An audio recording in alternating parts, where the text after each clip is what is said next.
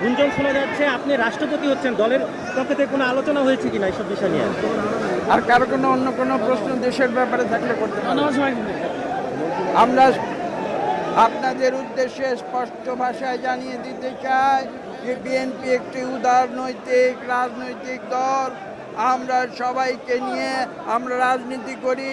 আমরা প্রতিহিংসার রাজনীতিতে বিশ্বাস করি না, যেটা আমাদের নেতা জনাব তারেক রহমান বারবার বলেছেন। তিনি আরো বলেছেন যে আমরা আইনের শাসনে বিশ্বাসী। বাংলাদেশের গণতন্ত্র আমরা বারবার ফিরিয়ে এনেছি। আমরা 5ই আগস্ট 2024 সালে যে ছাত্র জনতার যে বিপ্লব হয়েছে তারই ধারাবাহিকতায় আমরা বাংলাদেশে গণতন্ত্র ফিরিয়ে এনেছি।